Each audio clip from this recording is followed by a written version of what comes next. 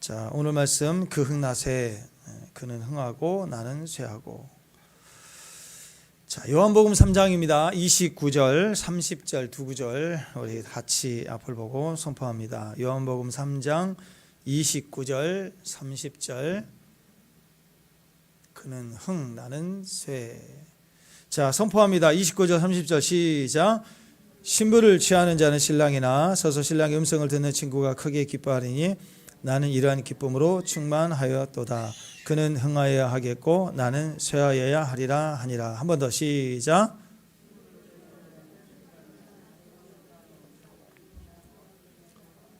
나는 이러한 기쁨으로 충만하였도다. 그는 흥하여야 하겠고 나는 쇠하여야 하리라 하니라. 아멘. 세례 요한은 예수님 당시 예수님이 사역을 시작하시기 바로 전에 엄청난 부흥을 일으켰던 선지자입니다. 당시 수많은 사람들 유대의 광야로 몰려 나와서 메시지를 듣고 회개 세례를 받았습니다.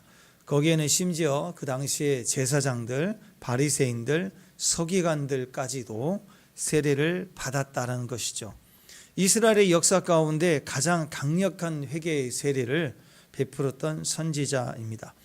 그런데 이 선지자 세례 요한의 최후를 보면 너무나도 허무하게 그냥 죽지요. 자, 그런데도 예수님께서는 누가복음 7장에 보면은 그를 여자가 낳은 자 중에 요한보다 더 큰 자가 없다. 그래서 가장 위대한 사람으로 주님은 평가를 했습니다. 그 정도 되면 최후의 말년에 또 은퇴 이후의 삶은 어때야 되죠? 좀 그래도 넉넉하면 좋잖아요. 근데 그러질 못했어요. 바로 예수님으로 체인지 되고 예수님을 사역이 시작되자 바로 너무나도 허무하게 사라졌습니다. 자, 그래서 우리가 요한은 어떤 사람인가? 이것을 가장 잘 설명해 주는 게 뭘까? 당연히 예수님이죠. 사람들의 시선, 사람들의 평가, 또 내 자신의 견해, 이게 중요한 게 아니라 하나님이신 예수님이 그를 어떻게 말씀하셨는가, 그게 중요하지 않겠습니까? 그래서 성경에서 오늘 말씀에 그를 가장 잘 설명해 주는 구절이 아마 이게 아닌가 싶습니다. 30절 다시 한번 앞을 보고 30절 시작. 그는 흥하여야 하겠고. 대부분의 사람들은 예수님이 높아지는 것에 다 동의합니다. 아멘. 예수님 높아지셔야 됩니다. 아멘. 축복합니다. 대부분의 사람들은 예수님이 영광을 받으시고 높아지시는 것에 다 100% 거의 동의합니다. 그런데 그 과정에 나는 망해야 된다. 그러면 좀 그건 좀 아닌 거예요. 나도 잘 되고 예수님도 잘 돼야 된다. 근데 내가 망해야 그분이 잘 된대요. 그러면 약간 소리가 줄어들죠. 근데 세례 요한은 이것이 되는 사람이었습니다. 나는 망해야 망해도 그분만 흥하면 된다. 그는 흥하다. 그 흥, 나 쇠. 주님은 흥함, 나는 쇠함. 이게 항상 같은 수준이에요. 같은 수준. 예수님과 나의 관계에 있어서 그 흥나쇠가 진짜로 되는 사람은 이웃과 나의 관계에 있어서도 그 흥나쇠가 된다라는 거예요. 우리나라 말에 사촌이 땅을 사면 배가 아프다. 이게 우리 사촌만의 문제가 아니라 대부분 세상이 그렇지 않습니까? 이웃, 사촌, 친구, 심지어 우리의 원수, 내가 정말 싫어하는 사람이 막 부자가 되고 잘 되고 커지고 강해져도 우리에게는 그게 아무런 문제가 되지 않는 거예요. 그게 세례 요한의 중심이었다라는 거예요. 오히려 그럴수록 오히려 주님만 흥하시면 됩니다. 나의 망함을 통해서도 내가 잘 되든 망하든 상관없어요. 오직 목적은 주님만이 흥하시면 됩니다. 이게 정확하게 돼 있었던 사람. 그러니까 여러분 이거 기억해야 됩니다. 무조건 우리는 망해야 된다. 교회 다니면 무조건 망하라. 그거 아니에요. 무조건 망하는 거 아니에요. 중심은 그게 아니라 그리스도를 위해서, 복음을 위해서 망해도 된다라는 거예요. 망해도 감사라는 거예요. 왜? 그리스도의 영광을 위해서. 주님이 흥하시면 되니까. 그 중심을 얘기하고 있다라는 것입니다. 그래서 예수님께서는 요한에 대해서 어떻게 말씀하셨는가? 29절 말씀에 방금 읽었던 29절 한번 보세요. 시작. 신부를 취하는 신랑.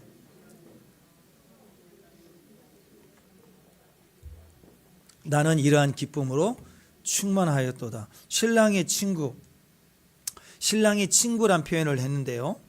신랑의 친구란 단어가 히브리 단어로 쇼쉐벤입니다. 쇼쉐벤.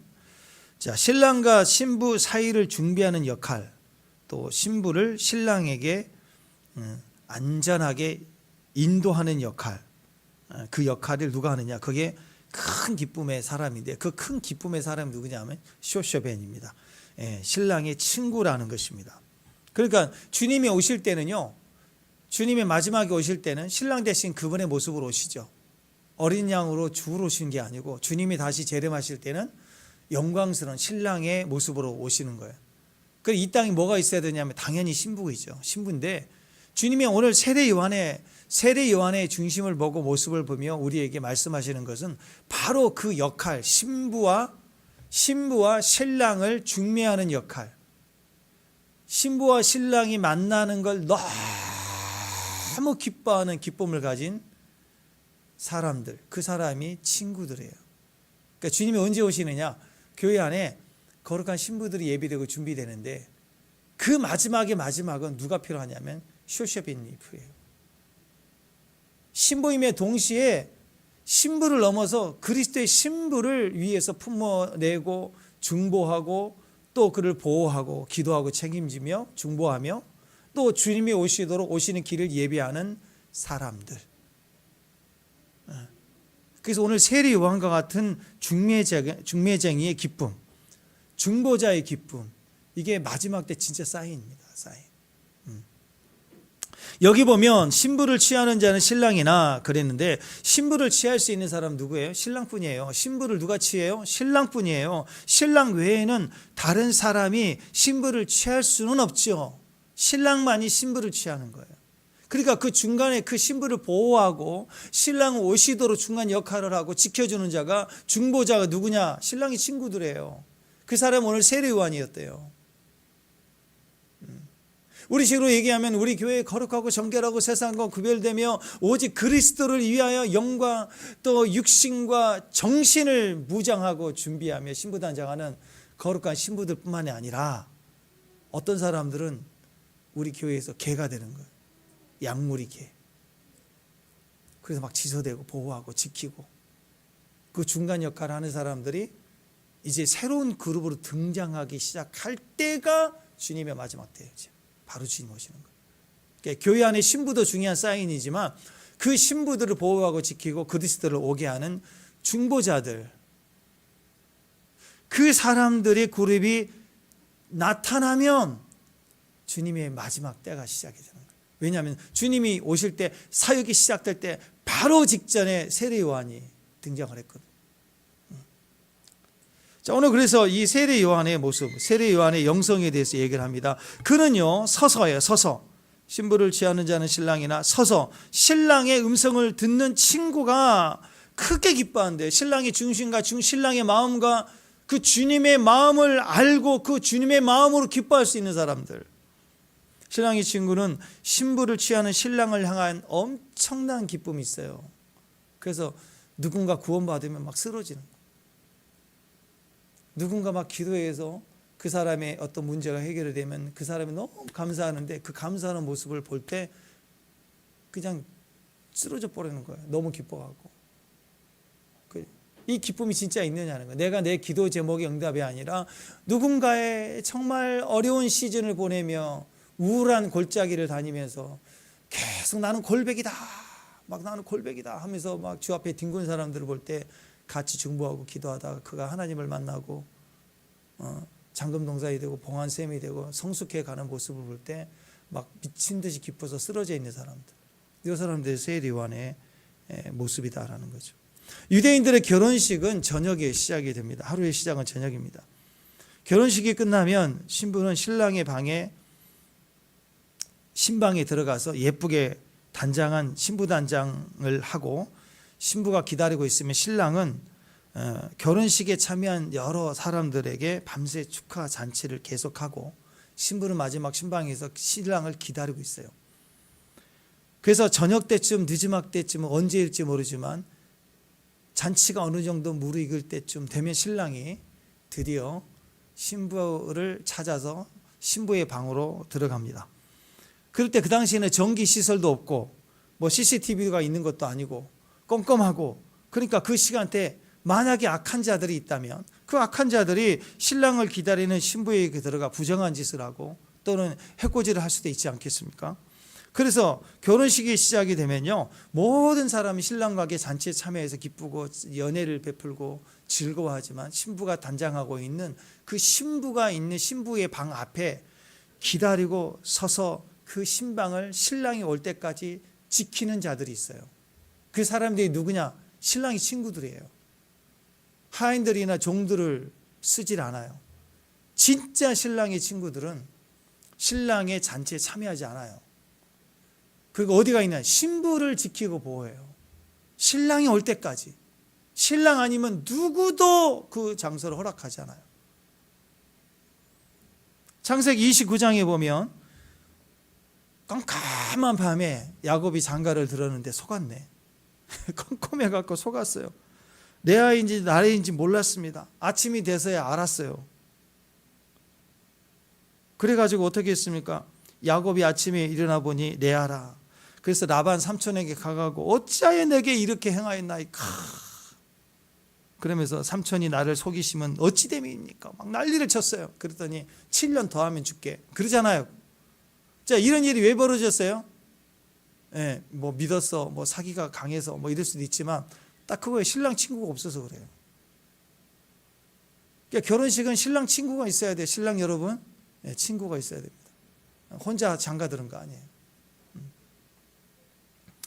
반드시 껌껌한 밤중에 잔치를 주관하다가 신랑이 올 때까지 그 잔치에 빠져서 신부만을 지키고 중보하는 사람들, 신랑이 유일한 자기 신부를 취하려고 신부가 있는 신방을 찾아오는데 그 껌껌한 밤중에 신랑이 올 때 신랑의 친구들은 신랑 금방 알아보기 때문에 그때 뭐라고 하느냐? 신랑이다! 신랑이다 외치는 거예요. 할렐루야. 그게 신랑의 친구들의 기쁨이에요. 신랑이다! 우리나라 옛날 신랑 친구들은 신부 앞에 두고 신랑을 매달아가고 발바닥 때리고 막 그랬는데 신랑이다 하고 외치고 잔치를 선포해버립니다. 그러면 신부 안에 있었던 신부를 지키고 보호하는 신부의 친구들이 있어요. 그 신부들의 친구들이 등불 들고 나가서 신랑을 예비해야 돼. 근데 미련한 5 친구들은 등불을 준비 안 해갖고 신랑이 되어오니까 졸다가 나가지를 못했어. 근데 신부들의 친구들 중에서도 지혜로운 자들은 미리 예비된 기름을 준비해서 신랑의 친구들이 외칠 때 등불을 들고 나가서 신랑을 맞이하러 나가줘야 되는 그 지혜로운 5 처녀에 대한 얘기도 성경에 삽입되어 있지 않습니까? 자, 신랑의 친구들은 그런 역할을 합니다. 마지막 때 교회는 거룩한 신부로 서게 되지만 동시에 어떤 사람들, 저는 요한계시록의 7 교회 가운데 한 교회는 전체고 각각 교회 이기는 자들 얘기를 하고 있고 한 교회 빌라델피아 교회는 전체가 환난을 명한다 그랬지 않습니까? 거기에 그 이기는 자고 부르는 그 호칭은 신부인 교회이기도 하지만 동시에 이 중매쟁이들을 말한다고 저는 믿습니다. 이긴 자들, 소수의 사람들, 이 사람들이 진짜 요한의 영성, 엘리야의 심령으로 오는 엘리야의 심령으로 부르심을 입은 자들, 신랑의 친구들이라고 믿습니다. 야곱이 삼촌 라반에게 속아서 레아를 취하게 됐을 때 라헬을 얻기 위해서 7년을 더 섬기라고 그랬을 때 그 야곱은 어땠습니까? 부당했잖아요. 억울했잖아요. 억울했는데 이렇게 그 억울함 속에 대답을 했어요. 창세기 29장 18절 20절. 자, 18절 20절 시작.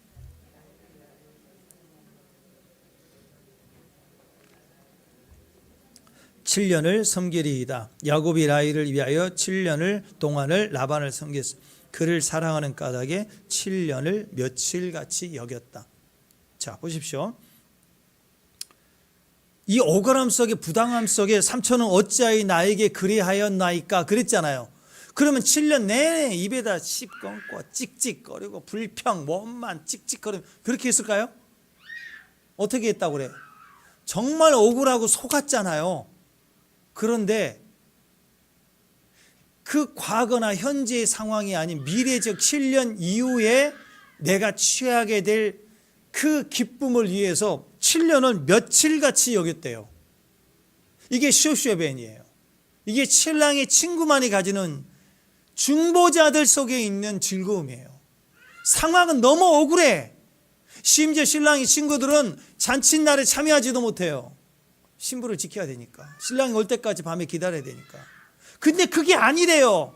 신랑의 친구들만이 누릴 수 있는 기쁨이 뭐예요? 깜깜한 중에 누군가가 다가올 때 신랑이다 하고 외칠 수 있는 그 기쁨. 이 사명, 이건 쇼쉐벤만이 가질 수 있는 거라고. 예수님의 영광을 바라보고 그분의 모든 아름다움을 우리 중심의 소유로 삼게 되면 신랑 대신 예수님의 기쁨을 얻고자 7년 동안이 아니라 그상 내 인생 전체를 보내도 다 며칠처럼 막 즐거운 거예요. 그러니까 이거 오해하지 마세요. 기억이 좀 이상하게 되거나 정신이 이상하게 돼서 기쁜 게 아니고 현재를 생각하면 억울해요. 과거를 생각하면 화딱지나. 상황은 여전히 힘들어. 근데 기다림을 생각하는 거예요. 이루어질. 신랑이 오기만을 기다리는 그 즐거움만 생각하면 그게 몰입이에요. 여러분, 기도와 영성은 몰입에 있어요. 집중해야 되는 거예요. 십자가를 바라보라는 게 그런 의미가 되는 거예요. 그때 그 주님을 생각하는 것만으로도 7년을 며칠처럼 여길 수 있는 기쁨이 있다라는 거예요.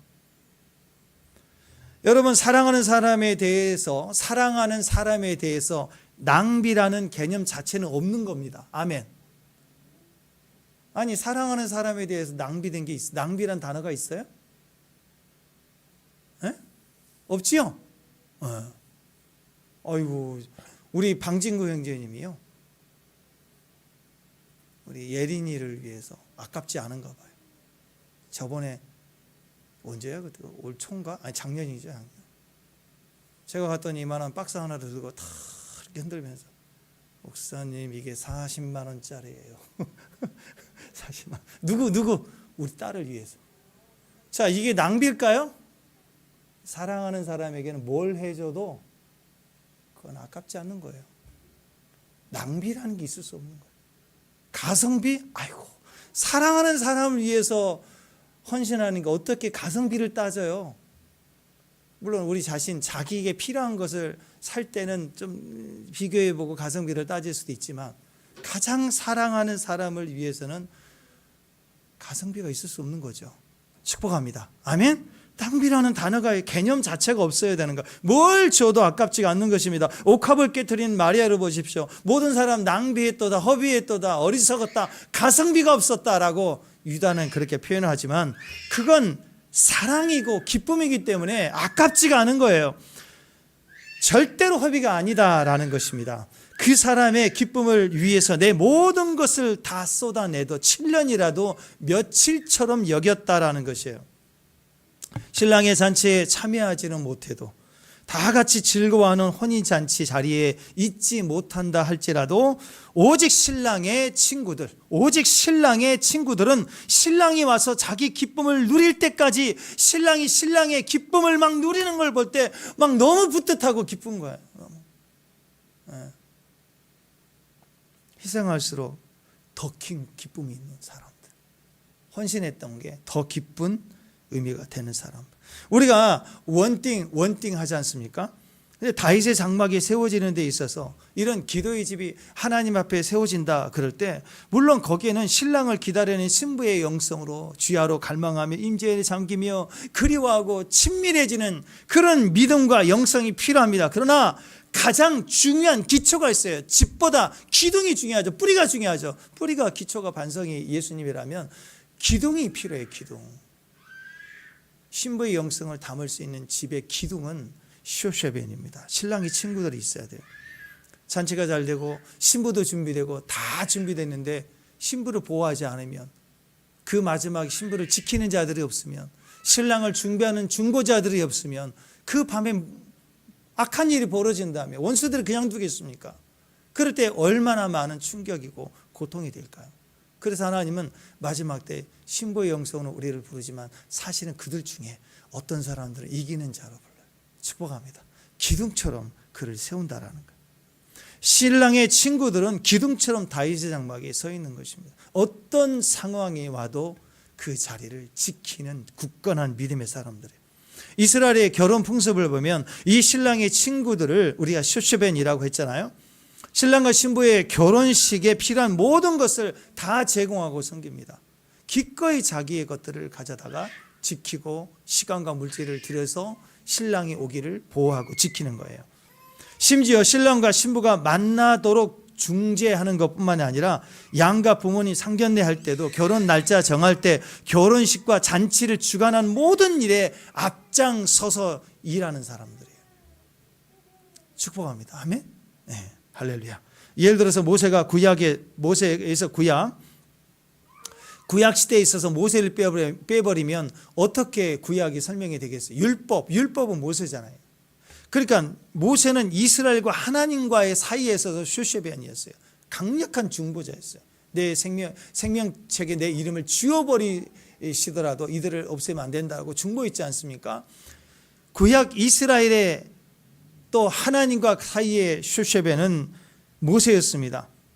그래서 그는 그 중보의 역할 속에서 신랑과 신부가 만나는 것처럼 그 백성을 하나님이 긍휼히 여기시도록 중보자가 되었다라는 것이요. 신약에서는 대표적인 사람은 아무래도 바울이지 않겠습니까? 바울은 역시 그리스도에게 인도하는 슈쉐벤이었습니다. 그래서 고린도후서 11장 2절에 보면 이렇게 얘기해요. 자, 읽습니다. 시작. 내가 하나님의 열심으로 정결한 신부로 한 남편인 그리스도에게 드리려고 뭐 했다? 중매했다. 자기는 쇼쉐벤이에요. 중보자였어요. 자기의 기쁨은 내가 신랑 되신 주님을 만나는 그 기쁨을 넘어서서 주님의 신부들을 만나는 데 있어서 중매자가 되는 것이 자기의 진짜 기쁨이었대요. 신랑의 친구였다라는 것이에요. 오직 딱 한 가지의 기쁨만을 위해서요. 뭐야? 신랑의 기쁨이에요. 신랑의 기쁨을 위해서. 그래서 쇼쉐벤은 아무나 다 그렇게 누구든지 다 할 수 있는 그런 게 절대 아닙니다. 그래서 하나님께서는 이런 충성된 일꾼 친밀한 신랑의 친구들에게 그 일을 잘 해낼 수 있도록 강력한 물권도 인권도 영권을 주시는 거예요. 그래서 신기한 일이 벌어집니다. 신랑의 기쁨을 위해서 자신의 모든 것을 희생해서 허비하도록 하는데 남들이 볼 때는 왜 허비했느냐? 바보도다, 어리석도다 그러거든요. 매일 거기가 있으니까 매일 그 일을 하니까 어리석도다. 그런데 돌아보면 그분의 손길에서 나오는 영권과 물권과 인권은 강력해지기 시작하는 거죠. 그러니까 물질을 달라고 인맥을 달라고 기도하는 게 아니라 신랑의 기쁨만을 위해서 자기가 바보짓을 하듯 희생하고 원신하는데 시간이 막 증가되고 물질이 증가되는 일이 막 계속 밀려오는 거예요. 이게 마지막 때 하나님이 쇼쉐벤을 일으켜서 쓰시는 쓰임받는 자들의 영권입니다. 7년 대환란 이전에 바로 그 직전에 7년 대풍년의 시대가 될 때 이런 쇼쉐벤들이 막 갑자기 교회 안에서 일꾼처럼 중보자들이 일어나기 시작할 거예요. 교회는 이렇게 오직 신랑 되신 예수님의 얼굴만을 구하는 신부들이 돼야 되는데 동시에 그 넘어 이기는 자들이 있어요. 진짜 신부가 진짜 신랑을 만나는 일에 있어서 자신의 모든 것을 다 기쁨으로 드릴 수 있는데 심지어 나의 쇠함도 기쁜 거예요. 왜? 그분이 흥하니까. 그분의 기쁨을 위해서는 나의 쇠함도 기꺼이 기쁨으로 받아줄 수 있었다라는 거예요. 신부의 영성을 넘어서서 누군가의 신랑의 친구의 영성으로 우리가 교회 안에 소속되는 사람들이 일어나는 거. 그게 진짜 마지막 때예요. 마지막 때. 네. 행사 때나 수련회 때 보면 사전에 미리 와서 여러 가지 또 준비하고 챙기고 또 다 끝나고 돌아가는데도 또 남아서 뒷정리하고 한 번 더 돌아보고 마무리까지 다 하려고 하는 사람들이 있어요. 남겨진 사람들. 누구예요? 누구? 네, 벌써 그 조짐이 자기를 뛰어넘었어요. 이들은 실제로 잔치가 시작이 되고 다들 예배 드릴 때도 예배에 어떤 경우는 참여하지도 못하고 또 예배 속에서도 자기를 살피는 것보다 주변에 누군가의 필요를 살피고 그리고 그들을 돕기 위한 긴장감을 가지고 있어요. 신부를 보호하는 역할. 또 신랑이 오셔야 되니까 예배 전에 행사 전에 미리 와서 그 안에서 엎드려 버리는 거. 엎드려서 신랑이 오시도록 신랑에게 SOS를 치면서 주의 임재를 끌어당기는 사람들이 있다라. 구별된 사람들입니다. 끝까지 그 구별된 기쁨을 붙들고 있는 사람이에요. 끝까지 붙들고 있어서 주님 옷자락을 붙들고 가지 못하게 붙들고 있는 사람들. 찰스 피니 목사님이 그 대각성 운동할 때 그 도시가 막 영광에 감싸고 사람들이 막 영화관 술집에 문 닫고 교회 근처에는 막 기어서 들어오고 회개하고 지나간 사람들이 나를 위해서 기도해 달라고 막 엎드리고 그런 영광이 도시를 칠 때 하나님이 그분을 쓰셨지만 사실은 한 달 전에 그분의 스승이었던 목사님이 와서 전국의 중보자들을 모아서 한 달 동안 뭐 교회가 없는 경우에는 호텔을 빌려서 그 바닥 마룻바닥 시간이라고 그래요. 뒹굴면서 기도하고 그 집회를. 그러니까 이분들이 그 잔치의 은혜에 참여해서 은혜 받고 내가 형통해지고 내가 능력 받고 그런 게 관심이 없어요. 오직 그 순간에 신랑 되신 예수님이 이곳에 있는 신부들을 만나달라고 중보하고 신랑이 역사할 때 막 최고의 기쁨으로 누렸던 사람들. 그런 사람들이 있다라는 거예요. 교회로 올 때도 오늘 예배 크게 은혜를 받아야 돼. 은혜를 받아야 돼. 엄청난 은혜를 받아야 돼. 이 마음이 아니라 쏟아내야 돼. 오늘 내가 전부 쏟아낼 거야. 기도로 쏟아낼 거야. 예배로 쏟아낼 거야. 어떤 쪽입니까? 신부는 모든 것을 주님으로 받는 거예요. 비둘기 눈입니다. 곁눈질하지 않는 거예요. 오직 그리스도만 바라보는 눈동자예요. 근데 신랑의 친구들은 독수리의 눈을 가졌습니다. 더 높이 올라가서 내려다보는. 내가 망해도 괜찮아. 오직 그분만이 흥하면 그의 신부들을 만나는 그리스도의 기쁨만 가지고 동시에 내가 더 기쁜 거예요. 신랑이 친구의 모습이라는 겁니다. 릭 조이너가 쓴 하나님이 이 땅을 걸으셨을 때라는 책이 있는데 그 책을 보면 그 환상 가운데 세례 요한의 이 사역 장면에 요한복음 오늘 본문 내용입니다. 그 내용을 이렇게 묘사했던 내용이 나와요. 그러니까 그가 환상 가운데 세례 요한이 오늘 본문 말씀에 그 상황을 환상 가운데 하나님 보여줘서 봤는데 어떤 모습이었느냐? 오늘 보십시오. 세례 요한에게 세례를 받고 제자로 섬겼던 많은 세례 요한의 제자들이 오늘 사람들이 갑자기 예수께로 가니까 세례 요한에게 찾아왔어요. 실망했습니다. 분노하고 시기가 났어요. 그래서 세례 요한에게 가서 일러 바치는 거죠. 선생님이 증언했던 그 사람이 나타나니까 그리고 그 사람이 세례를 베푸니까 많은 사람들이 다 그쪽으로 가버립니다. 오늘 내용이 나오잖아요. 이건 상도덕에 어긋나지 않습니까? 그러니까 세례 요한이 맞아, 진짜 화딱지 난다. 야, 가서 그냥 멱살 잡고 개판 치자. 세례 요한이 그랬나요? 제자들은 분노했어요. 왜냐하면 우리 스승이 1등인데 갑자기 예수가 나타나 똑같은 메시지를 해요. 자기들 입장에서 볼 때는 그러잖아요. 세례 요한이 회개하라 천국이 가까웠다. 예수가 등장하더니 회개하라 천국이 가까웠다. 똑같이 카피했네. 레시피를 복사해 간 거예요. 그리고 세례 요한에게 안수받았잖아요. 그러고 나서 며칠 돼갖고 자기가 똑같이 하니까 근데 이상하게 사람들이 다 굴러 가버리는 거야. 점점점. 심지어 세례 요한의 제자들도 가버리네. 그러니까 몇몇 제자들이 이건 상도덕에 어긋나네. 이거 어떻게 이럴 수가 있을까? 이래가지고 일러 바쳤던 거예요. 아마도 세례 요한이 분노하고 화를 내줬으면 그리고 그래도 원조인데 좀 나서서 큰 소리 좀 쳐줬으면 그래도 좀 기분이 나지 않겠어요? 그런 마음으로 얘기했을지 몰라요. 근데 요한은 분노하지 않았습니다. 이렇게 얘기해요. 오늘 본문 말씀 다시요. 27절에서 30절까지 쭉 한번 읽어보십시다. 27절부터. 자, 시작. 요한이 대답하여 이르되 만일 하늘에서 내가 말한 바 나는 그리스도가 아니 그의 앞에 보내심을 받은 자라고 한 것을 증언할 자는 너희니라. 신부를 취하는 자는 신랑이나 서서 신랑의 음성을 듣는 친구가 크게 기뻐하나니 나는 이러한 기쁨으로 충만하였도다. 그는 흥하여야 하겠고 나는 쇠하여야 하리라 하니라. 자, 근데 이 부분을 릭 조이너가 환상 가운데 보니까 세례 요한의 제자들이 와가지고 이럴 수 있느냐라고 얘기했을 때 세례 요한의 모습을 보니까 세례 요한이 이 얘기를 하면서 막 웃었대요.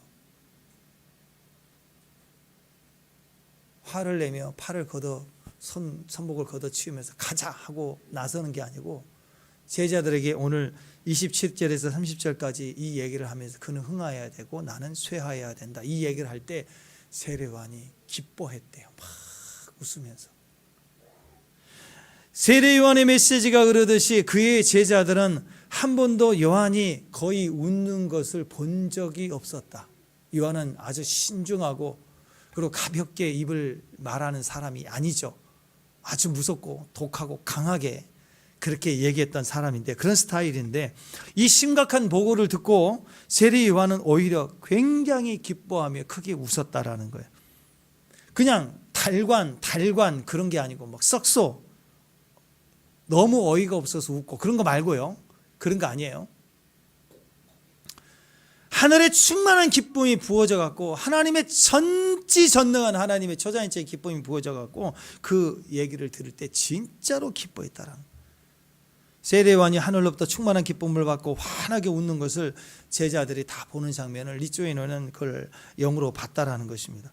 이것이 신랑의 친구들의 기쁨입니다. 여러분, 정말 우리가 하늘에서 우리에게 부어주시는 그 기쁨이 있기를 축원합니다. 아멘.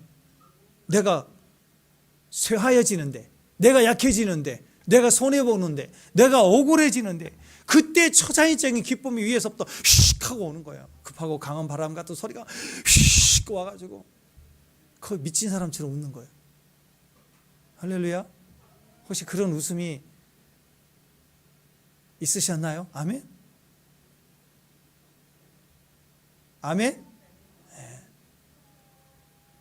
톨스토이가 이런 얘기를 했어요. 무엇이든지 제 자리에 있을 때 제일 아름답다. 무엇이든지 자기 자리에 있을 때가 가장 아름답다. 제 자리에 있을 때 가장 아름답다. 그랬습니다. 세례 요한은 자기 자리에 정확하게 있었어요. 그 제자들의 상황에 그 선을 넘어가도록 이렇게 미혹하고 이렇게 나에게 충동질해도 자기 자리에 서서 자기가 아는 기쁨에 충만했어요. 그 선을 넘지 않았어요. 그래서 세례 요한의 영성이 아름다운 거예요. 아멘? 네. 여러분, 우리 입안에 있는 침 보세요. 침. 제가 어디 검색해 보니까 참 엄청나게 효과가 좋더라고요. 침 있죠, 침. 입안에 침. 여러분 침 보세요. 침이 소화작용에 도움이 됩니다. 또 항균 작용이 있대요. 침투하는 세균을 살균해주고 덮어서 막아준대요. 입 안으로 들어가지 않도록 막아주는 거예요. 또 딱딱한 음식, 거친 음식을 먹으면 이렇게 부드럽기 때문에 이 식도나 이런 내려갈 때 힘들 수 있잖아요. 상처를 입을 수 있잖아요. 그래서 이런 침이 부드럽게 해줄 수 있고 흘러내려가도록 보호해주는 윤활유 역할도 한다는 거죠. 또 입안, 또 잇몸, 입술에 마르지 않도록 세정 작용까지 한대요. 무엇보다도 제가 제일 좋아하는 것인데요.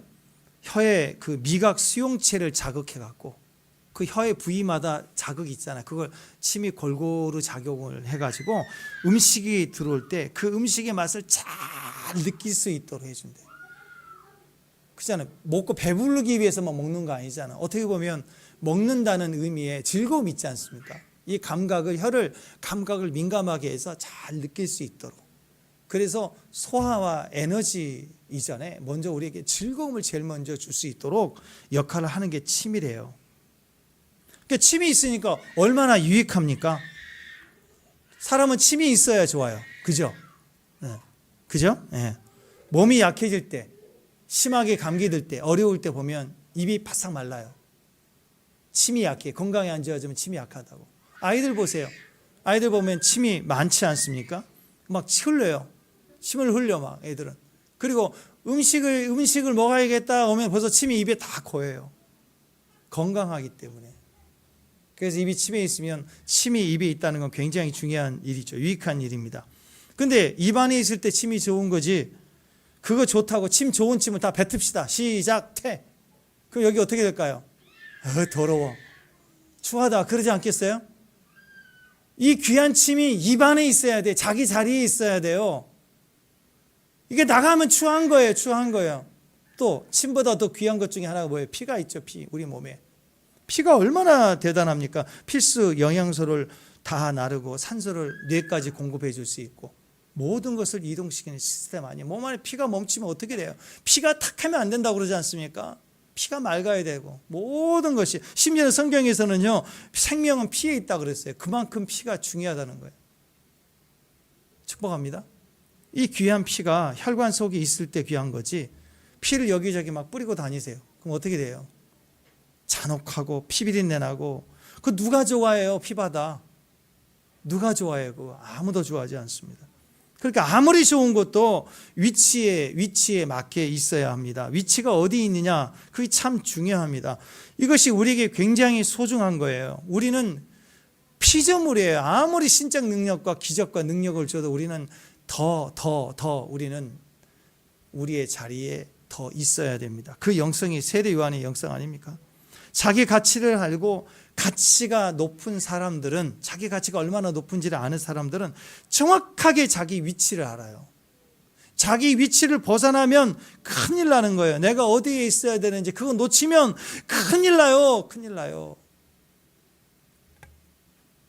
축구 경기할 때 우리가 뭘 보느냐 하면 그 선수가 자기 위치를 얼마나 잘 지키며 또 훈련을 하고 그리고 또 경기에 임하는가를 보면 알 수 있죠. 그게 선수의 가치를 만들어냅니다. 그런데 선수가 나를 공 잘 차는데, 나는 스트라이크 하고 싶은데, 나는 센터 하고 싶은데 자기가 정해서 뛰면 그거 돼요, 안 돼요? 그거 큰일 나는 거예요. 자기 위치를 모르고 막 여기저기 플레이하면요, 전체 팀이 망하는 것입니다. 저는 2002 우리 한일 월드컵 때 김병지 선수, 그 당시 최고의 골키퍼였거든요. 센세이션을 일으켰습니다. 프로 축구할 때 이 선수가 골키퍼인데 굉장히 잘했어요. 잘하고 막 쇼맨십도 좋고, 세상에 대한민국 이런 선수가 있냐 막 그래가지고 당시 골키퍼 중에는 최고였어요. 그래서 대표팀에 합류했지만 한 번도 경기를 나가진 않았어요. 왜 그러느냐? 이 선수는 가끔씩요, 골키퍼가 하프라인까지 올라가요. 그리고 어쩔 때는 미드필더처럼 지가 볼을 몰고 막 나가버렸어요. 근데 그걸 누가 봤냐면 히든크가 봤어요. 그러니까 안 써. 쟤를 쓰면 큰일 난다는 거예요. 위치를 벗어난, 아무리 훈련이 잘 되어 있고 실력이 좋아 보여도 그거 딱 벗어나고 몇 번 얘기했는데 안 들으면 안 써버리는 거예요. 기초는 뭐냐? 골키퍼는 골키퍼가 있어야 될 위치가 있어요. 라인까지 그어줬잖아요. 그건 벗어나면 안 되는 거잖아요. 선수가 아무리 재능이 있고 실력이 있어도 우리 동네 축구 같은 거 아니잖아요. 혼자 막 해도 되고 그 넘어갈 수 있는 게 아니지 않습니까? 자기 위치를 모르고 자기 위치를 떠나면 잘리는 거예요. 모든 게 그렇습니다. 그 위치가 중요합니다. 아마 그분이 거기를 지켜서 그래도 그 당시 최고의 실력자였으니까 월드컵 나가가지고 거기서 몇 골을 좀 막았을지 않겠어요? 그랬으면 또 4강 이상 또 갈 수도 있지 않았을까? 개인적으로 그런 생각도 해봐요. 그러나 어떻게 해요? 자기 위치를 벗어나면 끝나는 거 아니겠습니까? 사탄도 그래요. 원래 천사였는데 그 위치를 떠나갔어요. 그래서 망하는 거예요. 네. 우리는 우리 위치가 너무 중요해요. 성도의 위치, 신부의 위치, 남자의 위치, 여자의 위치, 부모의 위치, 자녀의 위치. 부모가 부모 위치를 떠나버리면 안 돼요. 자녀는 자녀의 위치가 너무너무 소중한 거예요. 우리가 그리스도인으로 정체성을 가지는 삶이 너무너무 귀하고 아름다운 거예요. 아멘? 근데 왜 교주가 되려고 그래? 왜 하나님이 되려고 그래? 우리는 우리다울 때 가장 아름다운 거예요. 축복합니다. 네. 그게 오늘 세례 요한이 우리에게 가르쳐주는 메시지예요. 내 위치를 알 수 있는 지혜, 그게 우리에게 필요합니다. 신랑은 오직 예수뿐이에요. 우리는 신랑이 절대 아닙니다. 우리는 신랑의 친구의 자리, 그 자리가 가장 축복된 자리예요. 오늘 세례 요한의 이 모습을 보면 이 두 가지가 너무 분명히 있는데요. 첫 번째는 하나님을 바라보는 것, 그 다음에 자기 자신을 바라보는 것. 이게 너무 정확하고 분명했던 사람들이에요. 그래서 자기는 절대로 그리스도가 아니래요. 당신이 메시아냐? 아니다라는 거예요. 아니다. 지금 당신이 원조고 대세지 않느냐? 아니라는 거예요. 지금 저쪽으로 더 가지 않느냐? 아니라는 거예요. 거기는 흥해야 되고 나는 망해야 된다는 거예요. 이게 너무 정확한 표현이지 않습니까? 27절 다시 27절 시작.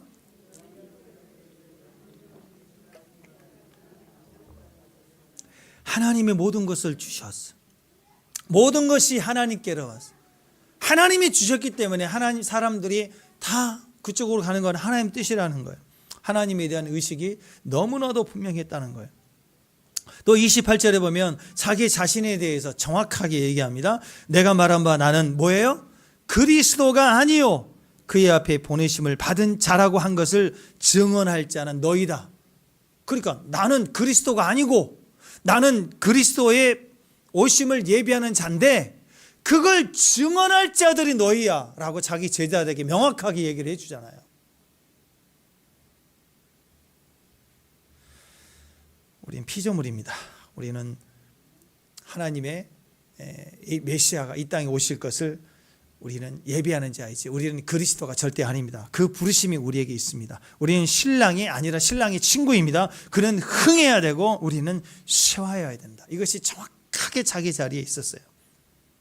숫자가 많고 적음에 휩쓸리지 말고 사람의 여론에 휩쓸리지 않고 오직 하나님만을 신뢰하는 것, 자기 자리에서 하나님을 바라보는 것. 나는 신랑이 아니다. 나는 신랑이 아니다. 아멘 좀 하세요. 나는 신랑이 아니다. 그 말은 나는 주인공이 아니다. 아니지요. 여러분 주인공 아니에요.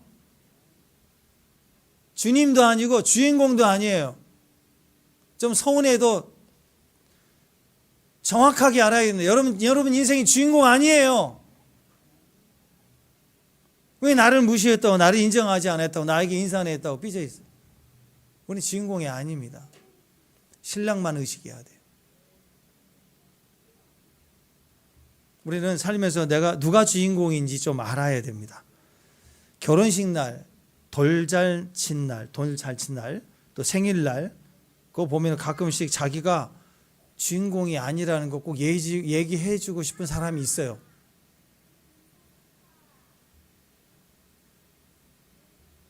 자기가 주인공인 줄 아는 사람이다. 아이 돌인데 엄마가 난리를 치고 다녀요. 애 돌인데. 어떤 사람 아빠가 자기 주인공 자기인 날인 줄 알아. 그럼 바보 아빠가 있더라고. 결혼식에 가보면 주인공이 누구예요? 주인공은 신랑 신부죠. 특히 신랑보다도 신랑 옷 비슷한 양복은 많이 입고 오지만 신부 드레스 입고 온 사람 없잖아요. 그러니까 결혼식 날에 신랑 신부가 주인공이지만 그중에서도 신부가 더 주목받아야 됩니다. 근데 가끔씩 보면 그걸 잘 모르는 분들이 있어요. 그래서 갑자기 무슨 웃기는 코미디 같은 일이 막 벌어지는 거예요. 자기 동생 결혼식인데 동생은 신부 한장하고 왔거든요. 근데 그 언니는 강남에 가가지고 작품 메이크업 해갖고 화려한 파티 드레스 입고 와. 언니가. 아니 자기 동생 결혼인데 자기가 나서서 막 설쳐. 보니까 자기가 주인공이 누군지 잘 모르는 것 같아. 사진 찍을 때도 보면 친구들 중에 자기가 좀 이쁘다고 생각하면 좀 빠져야 돼요. 평소엔 둘이 잘 지내도 결혼식 날은 좀 빠져야 된다고. 예의 갖출 정도만 입고 오고. 근데 엄청나게 꾸며갖고 신부 옆에 딱 사진 찍으려고 서 있고.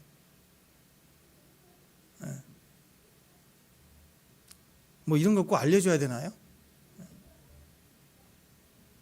결혼 축가도 그래요. 막 유명한 가수 돈 들여서 섭외하고 그러면 안 돼요. 결혼 식당 남았을 때 가수만 기억나면 안 되는 거죠. 결혼식에는 오직 신랑과 신부. 축가도 뭐 좀 시간이 짧아서 요즘에는 뭐 하기도 어려운 시즌이지만 축가도 너무 잘 부르는 사람 부르면 안 돼요. 그 노래 잘다 그 남으니까. 너무 또 틀리면 또 너무 웃기면 또 이슈가 되니까 적당하게 중심에서 부를 수 있는 사람이 불러주는 게 최고예요. 최고. 이야기는 그거죠. 누가 주인공인가? 인생에서도 신앙에서도 우리는 누가 주인공인가를 정확히 알 때 우리는 행복해지는 것입니다. 이 세상의 모든 존재는 다 자기 자리가 있어요. 하나님이 정하여 주신 구역이 있다고. 그 구역에서의 최선입니다. 그게 가장 아름다운 거예요. 눈은 눈의 자리가 있고요. 입은 입의 자리가 있습니다. 이게 잘 맞아야 미나 미녀예요. 근데 눈이 약간 올라가고 왼쪽 눈이 내려앉고 입이 자기 위치에서 삐뚤어지고 그러면 미나 미녀의 얼굴이 아니죠. 선생은 선생의 자리에 있어야 되고 학생은 학생의 자리에 있어야 되고 사회가 다 그렇습니다. 저마다의 자리를 지킬 때 그 사회는 점점 번성하고 커져가는 것이죠. 자기마다의 그 자기 자리를 이탈하기 시작하고, 그리고 그것이 무너지면 사회의 기강이 무너지고 질서가 무너지게 되고 결국 혼란이 오고 모든 것이 쇠망의 길로 갑니다. 그래서 지금 중국도 보세요. 지금 쿠데타 일어난다 뭔다 하면서 지금 난리가 나는 이 시즌도 보세요. 어려워질 수밖에 없는 겁니다. 저마다의 자리를 알고 자기 자리를 지키지 못하는 것은 우리는 망하는 길에 들어선 거예요. 그래서 예수를 믿는다는 것은 정확하게 그것을 구별해 주는 거야. 하나님과 나를 구별해 놓은 거라고. 내가 내 인생의 주인공이 아니다. 나의 성공이 나의 행복이 아니다. 정확하게 우리가 알려주고 계시는 거예요. 그게 되는 사람들이 그 자리에서의 축복을 받게 됩니다. 그 자리에서 가장 아름다운 모습을 회복하게 되는 것입니다. 내 인생의 행복은 내 자리를 알고 내가 지킬 때부터 시작이 되는 거예요. 그래서 가정에서도 남편은 남편다운 자리를 더 지켜야 되고, 아내는 아내다운 자리, 자녀는 자녀의 자리를 더 지킬 때 그 가정이 가장 균형을 맞게 되는 거죠. 그게 가장 아름다운, 가장 건강한 모습이 된다라는 것이에요. 밥알도 그렇잖아요. 밥알도 밥그릇에 있으니까 너무너무 맛있는 밥이고, 그죠? 밥그릇에 밥이 있을 때 그냥 떨어져 봐요. 누가 주워 먹어요 그거? 숟가락이 있으니까 입에 들어가는 거지, 책상에 떨어지면 누가 주워 먹어요? 의자에 있으면 누가 안 앉을래? 이러지 않습니까? 치우려고 그러죠. 자기 위치가 귀하고 소중하다라는 것입니다. 밥알이 밥그릇 안에 있을 때 아름다운 것이지, 얼굴이나 옷자락에 붙으면 추하고 비웃음거리가 되고, 그리고 뭐 심형래시 되는 거 아니에요? 연고 없다 그런 거 아니에요? 모두가 제 자리에 있기 때문에 귀하고 아름다운 것이고 그 역할을 하게 되는 것이죠. 성도는 교회에 있을 때 제일 빛나고 아름다워요. 교회에 있을 때 축복합니다. 그 지미 카터 대통령 이야기 있잖아요. 백악관의 대통령 취임하고 나자 첫 주 난리 났잖아요. 자기 교회 주일학교 교사한다고. 왜? 그게 자기 아름다움이에요. 지금까지라도 존경을 받지 않습니까? 신랑의 친구는 자기 자리가 신부를 지키고 신랑이 올 때까지 보호하고 신랑이라는 것을 외치고 외쳐주고 중보하는 것이 최고의 기쁨이었어요. 신랑은 얼마나 기뻤을까요? 그런 친구들이 있다는 게 얼마나 기뻤을까요? 저는 여러분 옆에 있는 분들이 여러분 평생에 신랑이 친구와 같은 중보자가 됐으면 좋겠습니다. 쇼셰벤의 가장 큰 특징입니다. 첫 번째, 신랑의 곁에 있는 것. 가장 가까운 친구. 임재죠, 임재. 쇼셰벤은 임재의 축복을 받아야 돼. 임재. 항상 임재를 느끼고 임재를 알 수 있는 사람. 두 번째, 신랑의 음성을 들어요. 그래서 신랑의 그 마음의 음성, 지시하고 말하는 명령이 아니라 신랑이 지금 뭘 필요로 하는가를 내면의 음성으로 같이 공유하는 자들이에요. 임재와 음성입니다. 또 한 가지는 신랑을 향한 충만한 기쁨이에요. 그게 뭐예요? 예배죠, 예배. 그래서 하나님 임재를 알고요, 하나님 음성을 듣고요, 그리고 예배의 기쁨이 있어요. 예배의 기쁨. 그 기쁨을 크게 기뻐하나니 그랬습니다. 크게 기뻐했다. 이것은요, 물이 컵에 가득 차 있는 형태, 그걸 크게 기뻐했다라고 표현을 합니다. 페클레타이라고 하는 단어가 컵에 물이 가득 차 있는 상태. 그렇게 신랑을 향한 기쁨으로 예배의 충만함이 되었다라는 거죠. 오직 신부를 맞이할 사람은 신랑뿐이 없습니다.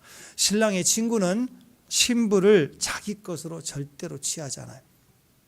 신랑의 친구는 자기가 영광을 절대로 취할 수가 없습니다. 쇼셰벤은 모든 것을 잃고 내가 세례 요한처럼 참수형을 당한다 할지라도 끝까지 주의 길을 곧게 하는 사람, 자기 길이 분명했던 사람입니다. 그리스도를 진정으로 기뻐하는 겸손이죠. 흥함과 주님의 흥함과 자신의 낮아짐, 그것이 전부 주님을 위한 것이면 그것이 기꺼이 자기 안에 기쁨이 될 수 있는 사람들을 말하는 것이에요. 축복합니다. 정결한 신부 마찬가지죠. 관계에서 형성이 됩니다. 주님과의 정결한 신부의 관계는 친밀함이잖아요. 마찬가지예요. 신랑도 관계로 설명할 수 있는 거예요. 음성을 듣고 신뢰하는 것도, 기도도, 예배도, 능력도, 승리도 다 소속감이 있어요. 주님 앞에 더 가까이 서 있는 깊은 관계. 코이노니아라고 그랬죠. 사귐, 나눔, 참여, 그 함께 있는 교통, 교제, 이 모든 것들로 다 설명이 될 수 있는 친한 사이, 친밀함, 그게 친구인 것입니다. 진짜 친구의 사랑은 그리스도와 함께 모든 것을 다 나누는데, 그래서 그가 흥하기 위해서 내가 쇠하는 것도 내게는 다 기쁨이 될 수 있다. 그게 성도의, 그리고 성숙한 중보자의 가장 궁극적인 목적이 되는 거죠. 그래서 그 자리의 끝에는 기쁨이 있는 거예요. 그래서 신랑이 막 영광을 받으면 기쁜 거예요. 갑자기 내가 손해보고 억울한데 내 잘못이 아니라 신랑을 위해서 내가 기꺼이 선택하는 것으로 인해서 손해보고 어려워지는 것까지도 기쁨이 되는 거예요. 축복합니다. 예. 거기는 서운함이나 판단, 어떤 판단이나 그게 있을 수 없습니다. 나는 신랑을 위해서 쇠하여도 되는 사람인데 무슨 서운함이 있겠어요? 내가 온통 희생이고 사랑이면 그 전부 자체가 살아있기 때문에 해줄 수 있는 거 아니에요? 그래서 기쁜 거라고. 그 즐거움이 있느냐. 그래서 우리는 이 신부의 영성을 넘어서서 슈쉐벤의 자리까지 갈 수 있는 오늘 세례 요한이 주는 메시지입니다. 왜냐하면 우리는 마지막 때에 주님의 재림을 예비하는 사람들이기 때문에. 이 시대에 세례 요한은 주님을 예비하는 자로 어떤 모습이었는가를 성경은 기록하고 있지 않습니까? 동일한 영성으로 마지막 때 교회는 주님의 오시기 직전에 그것이 준비되어 있어요. 신부들을 예비하는 신랑의 친구들의 모습이 교회 안에 세워지게 될 때가 진짜 마지막이에요. 그래서 미리 예언하고 선포하는 거예요. 우리 안에 이런 마음이 이런 거였구나. 이 기쁨으로 채워줄 수 있는 그런 믿음의 자리가 있다는 건 축복이라는 것입니다. 여러분, 누가복음에서 예수님은 요한을 또 이렇게 평가했어요. 자, 읽어보십시다. 누가복음 7장 28절 시작.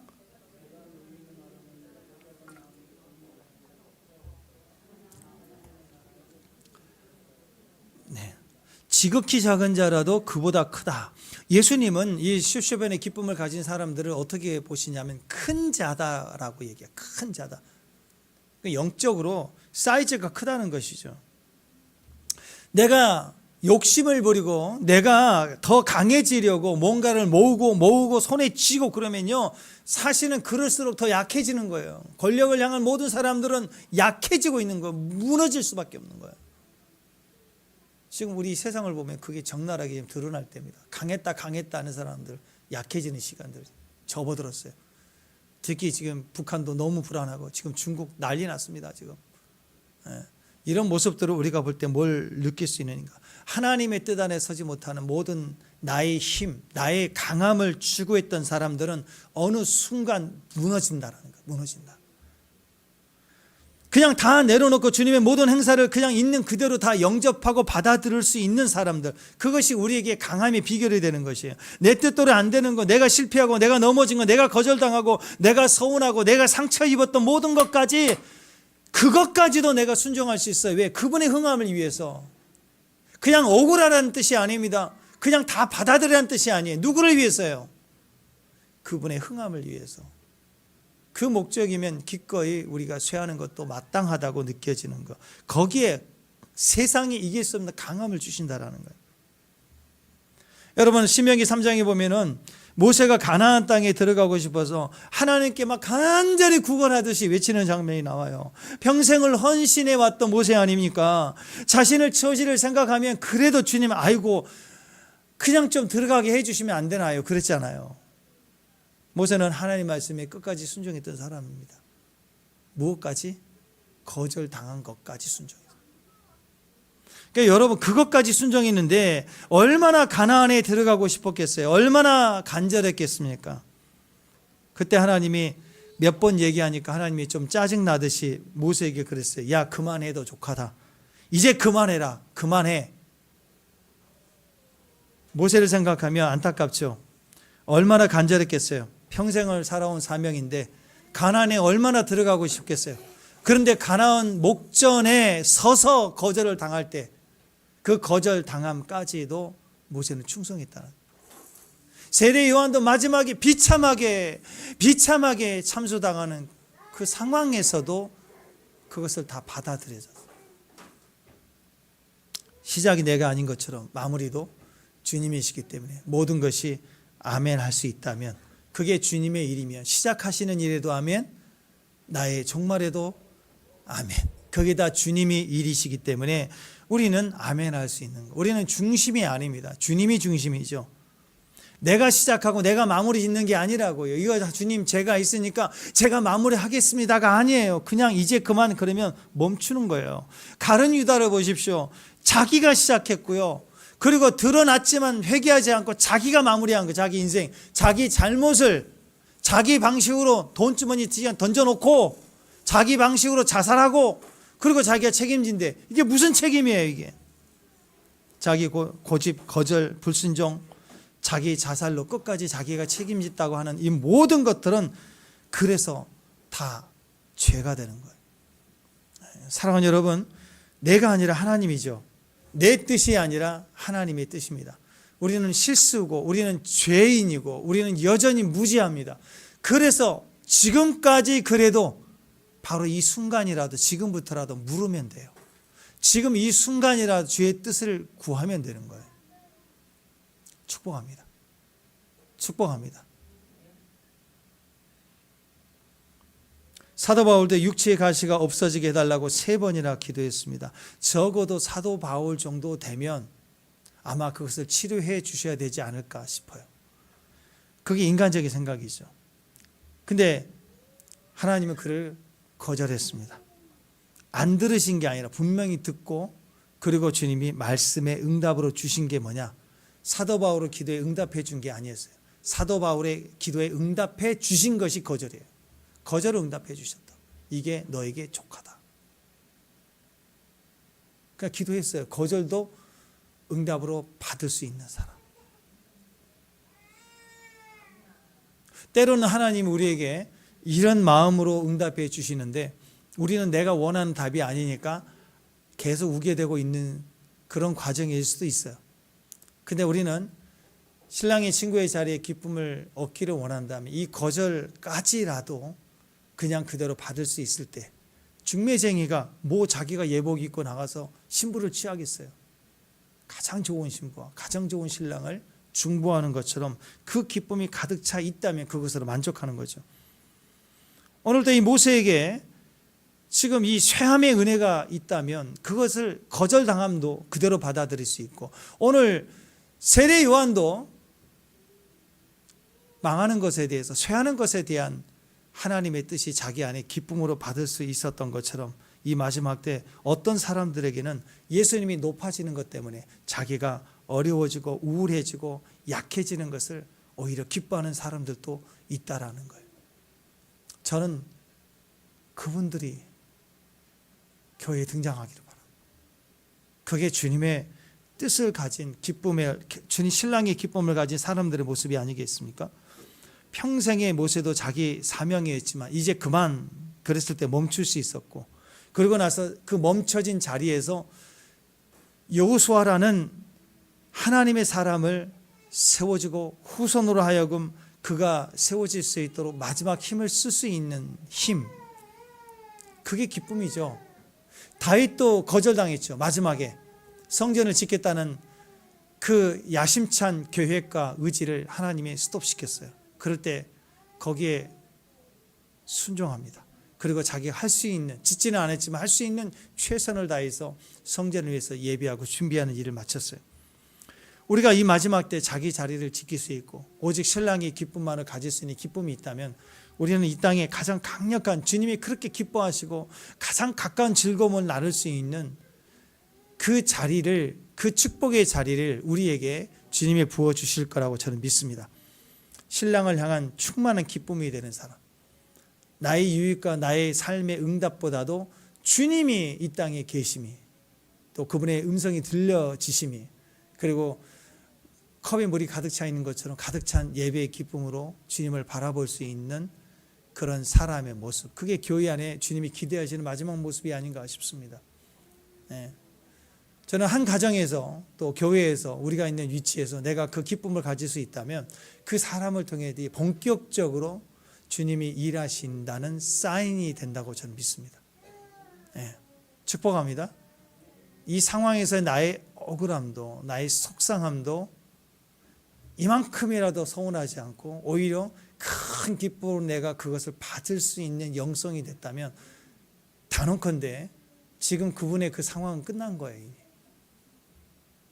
저는 그렇게 믿습니다. 지금 내 상황이 그 어떤 것도 속상하고 우울함이 아니라 정말 신랑의 기쁨으로 내가 기뻐할 수 있다면 이 문제는 끝이 난 거예요. 이미 응답이 끝난 거예요. 오늘 그 승리가 저와 여러분이 있기를 바랍니다.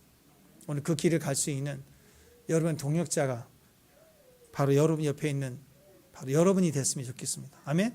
그런 즐거움이 있기를 주님의 이름으로 축원합니다. 다 같이 일어나서 주님의 길을 가리.